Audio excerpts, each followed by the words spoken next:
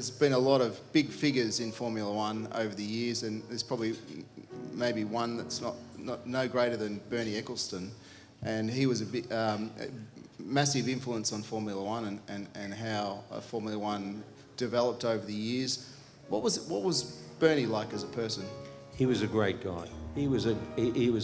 I mean, there's a lot being said about Bernie, mostly by people that didn't know him. He was a man of his word. If he gave his word, that was it. You could rely on it.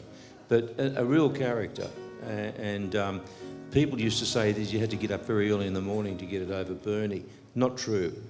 You couldn't afford to go to bed. But just to give you a couple of examples of what he was like, his character, he was at a hotel in Brazil, and they were all out by the pool, and some of the drivers were there, and they were all betting each other how many laps they could do underwater, holding their breath, or underwater. And eventually one of them came up to Bernie and said, "Oh, I've done a lap." And Bernie said, "That's pathetic, I could do 2 laps." Now, Bernie's 4'3", 105 years old, and they've all gone, "You are kidding." He said, "No." He said, "I'll bet you $100. So they've all thrown in their $100. As soon as they've done that, he said to Herbie Blash, "Okay, Herbie, get the flippers, get the snorkel." And he put the snorkel on and went underwater for 2 laps and took their money off them and would not give it back. Because for Bernie, a bet's a bet, that's it. Another famous story I can tell you about him is at the Hungarian Grand Prix, the very first one. It was a major success, and he was the guy that negotiated with the KBG or KGB or whatever it's called to have the race, because it was still communist owned. And the race proved to be quite successful. And so old mate, as minister of whatever it was in Hungary at that stage, he decided he'd book all the hotels out and make a killing on doubling up the room rates. Bernie found this out, got his guys to go down to the same hotels, booked them all out for 2 weeks later and changed the GP date. I mean, he is unbelievable. And that's Bernie. That's Bernie. That's why I love him. God bless him. I'd just like to maybe, seeing that we've got the opportunity here with Alan, if there's anyone in the audience that might like to ask Alan a question. Hey, there could be a lady that wants my room number, who knows? Yep. Alan, what do you think of Lewis Hamilton?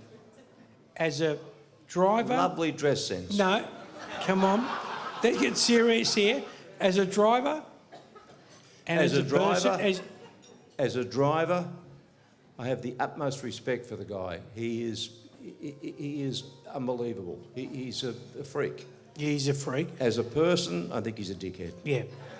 Is it fair to say that is the driver input today what it was in your era? Telemetry in my day was in the helmet. Right. It wasn't in the pit area.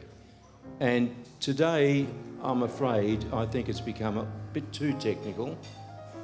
I think it's inevitable, and I'm sure I'm going to be called a dinosaur. Got to go back and thank the engineer, because he's the one that designed the amount of revs that you had to start with. They know, before you even pull into the pitch, they know if the car's understeering, oversteering, or what's going on. I mean, I'm not saying that the drivers don't deserve their $80 million a year, bastards. I just think there needs to be more driver input as opposed to sitting on the grid, pressing a button, putting your foot on the accelerator, going brrrr, and when the lights go off, you just let the button go and off you go. It should be the driver coordinating the clutch with the revs.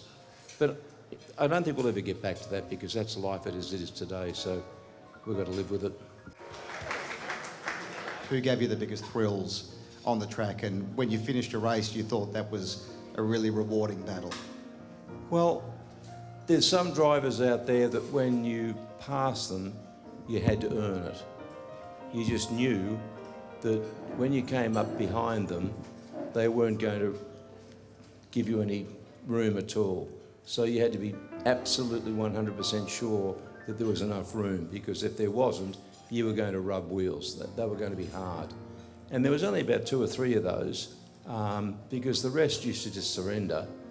And it's almost like a game of chess. You had to intimidate them. They had to look in their mirror and go, oh shit, here he comes. But there was others that just said, here he comes, tough.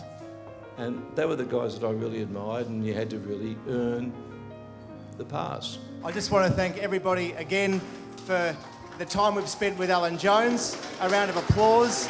Thank you very much. Thank you. Thank you. Good job.